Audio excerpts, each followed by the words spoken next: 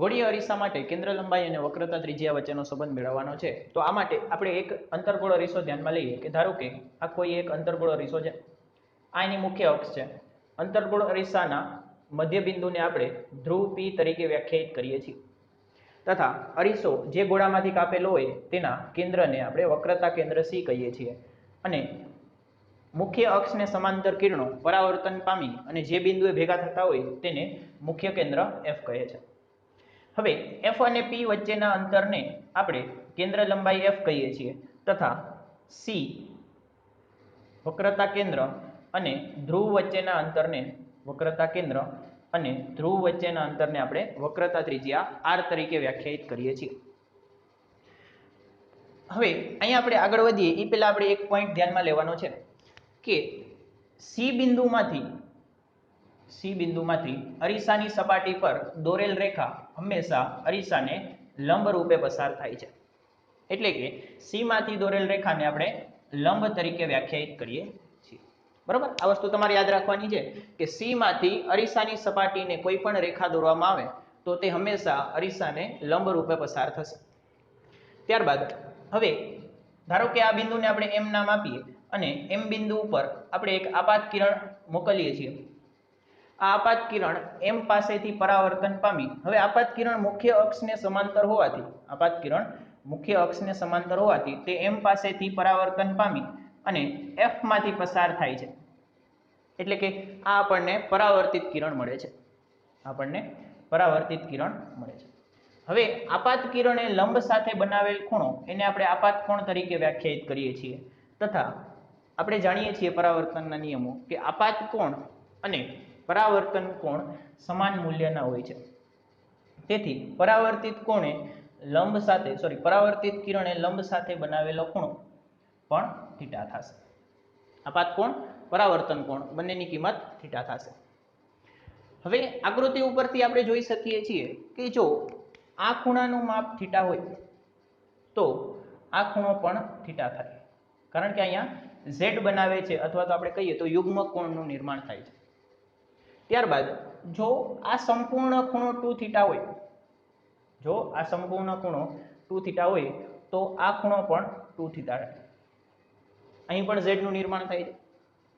હવે આપણે M બિંદુમાંથી મુખ્ય અક્ષ ઉપર એક લંબ દોરીએ છીએ અને આ બિંદુને D નામ આપીએ છીએ. બરાબર, આપણે હવે સાબિતી શરૂ કરીએ તો આકૃતિ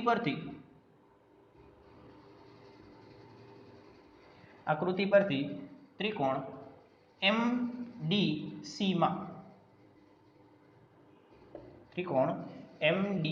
માં tan theta is equal two, એટલે આ ખૂણાની વાત કરીએ છીએ. MDC ત્રિકોણમાં આ થીટાની વાત કરીએ છીએ. અહીંયા આપણે tan વ્યાખ્યાયિત કરીએ છીએ આ ખૂણા પાસે. તો ખૂણો પર tan થીટા બરાબર સામેની બાજુના છેદમાં પાસેની બાજુ. સામેની બાજુ છે MD, પાસેની બાજુ છે CD તથા ત્રિકોણ MDF માટે આ ખૂણો 2 થીટા જેટલો છે. એટલે આપણે અહીંયા tan 2 થીટા વ્યાખ્યાયિત કરીએ છીએ કે tan 2 theta is equal two સામેની બાજુ છેદમાં પાસેની બાજુ એટલે કે MD ના છેદમાં FD. હવે આપણે ધારેલા કિરણો હંમેશા પેરેક્સિયલ લઈએ છીએ. બરાબર, આપાત કિરણ આપણે હંમેશા પેરેક્સિયલ લઈએ છીએ. એટલે કે આપાત કિરણ અથવા તો અહીં પેરેક્સિયલ કિરણો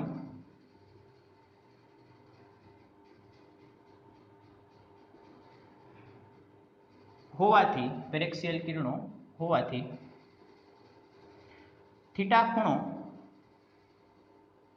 ખૂબ જ નાનો હશે. આપણે પેરેક્સિયલ કિરણો વિશે જાણીએ છીએ કે પેરેક્સિયલ કિરણો એટલે એવા કિરણો કે જેમની માટે થીટા ખૂબ નાનો હોય, તે મુખ્ય અક્ષને લગભગ સમાંતર અથવા તો નાના ખૂણે આવેલા હોય એને પેરેક્સિયલ કિરણો કહેવાય. એટલે કે પેરેક્સિયલ કિરણો માટે થીટા ખૂબ જ નાનો હશે. હવે થીટા નાનો હોય તો આપણે લખી શકીએ કે tan થીટા એ લગભગ થીટા જેટલો થાય. બરાબર, જો ખૂણો નાનો હોય તો આપણે આ વસ્તુ લખી શકીએ તથા tan 2 થીટા લગભગ 2 થીટા જેટલું થાય, એટલે કે આ બંનેની કિંમત સરખી થાય. તેથી theta is equal two tan થીટાને આ કિંમત હતી તો થીટાની કિંમત પણ આ જ થશે md ના છેદમાં cd અને 2 થીટા બરાબર md ના છેદમાં fd. હવે આપણે અહીંયાથી થીટાની કિંમત આ 2 થીટામાં મૂકીએ છીએ. થીટાની કિંમત 2 થીટામાં મૂકતા એટલે કે થીટા md ના છેદમાં cd is equal two md ના છેદમાં fd. md કેન્સલ થઈ જાય છે, તેથી આપણી પાસે વધે છે 2 ના છેદમાં cd ઇઝ ઇક્વલ ટુ 1 ના છેદમાં fd. આની ઉપરથી fd ને કરતા બનાવીએ તો fd is equal to cd by 2. fd is equal to cd by 2.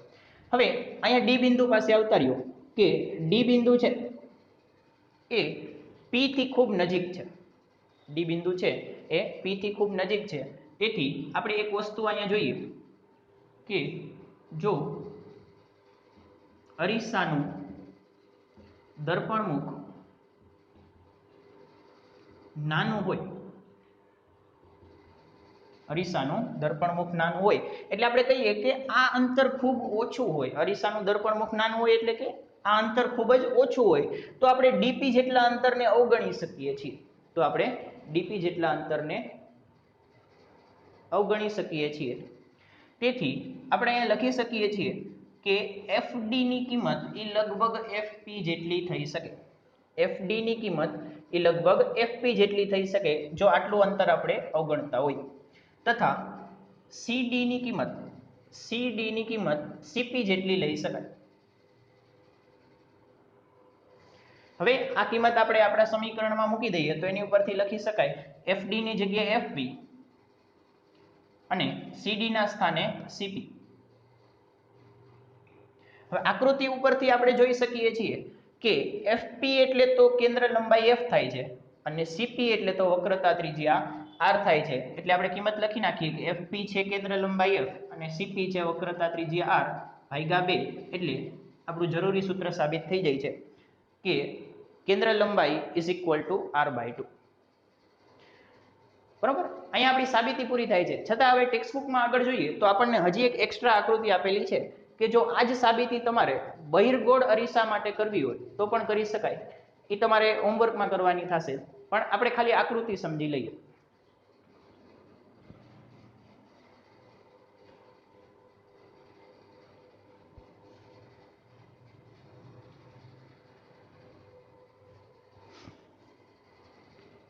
ધારો કે આ કોઈ એક બહિર્ગોળ અરીસો છે, આ તેની મુખ્ય અક્ષ છે. બહિર્ગોળ અરીસાનું આ ધ્રુવ P છે તથા એનું મુખ્ય કેન્દ્ર F અને વક્રતા કેન્દ્ર C આ પ્રમાણે છે. હવે અહીં પણ C માંથી એક આપણે લંબ ડ્રો કરીએ. પહેલા C માંથી એક રેખા ડ્રો કરતા આ લંબ બને છે આપણી માટે. હવે ધારો કે આ બિંદુને આપણે M કહીએ અને M ઉપર એક મુખ્ય અક્ષને સમાંતર કિરણ આપાત કરીએ છીએ. M ઉપર એક મુખ્ય અક્ષને કિરણ આપાત કરીએ છીએ. આ કિરણ પરાવર્તિત થઈ અને આ રીતે જાય છે તો આપણે એને પાછળ તરફ લંબાવીએ તો તે મુખ્ય કેન્દ્ર F માંથી પસાર થવું જોઈએ. હવે લંબ અને આપાત કિરણ, આ આપાત કિરણ છે, આ લંબ છે, બંને વચ્ચેનો ખૂણો આ થીટા હોય તો આ પરાવર્તિત કિરણ છે. પરાવર્તિત કિરણ અને લંબ વચ્ચેનો ખૂણો પણ થીટા થાય. આપાત કોણ, પરાવર્તન કોણ. હવે અહીંયા આપણે જોઈ શકીએ છીએ કે જો આ ખૂણો થીટા હોય, આ ખૂણો થીટા હોય તો આ ખૂણો પણ થીટા થાય. આ તરફ થોડુંક અલગ સમજાવું તો આ રીતે બે લાઈન આપેલી છે, આ લંબ છે. જો આ ખૂણો થીટા હોય તો આ ખૂણો પણ થીટા થાય. તે જ રીતે આ થીટા હોય તો આ થીટા થાય. બરોબર. હવે આ ખૂણો થીટા હોય તો આ ખૂણાને આપણે થીટા કહી શકીએ કારણ કે અહીં x બને છે. આ થીટા હોય તો આ થીટા થાય. હવે આ બંને અંદરના ખૂણા થીટા છે, તેથી આપણે અહીંયા બહિષ્કોણ વ્યાખ્યાયિત કરીએ છીએ કે આ બહારનો ખૂણો બંને અંદરના ખૂણાના સરવાળા જેટલો થાય. એટલે કે 2θ જેટલો થાય. બરોબર.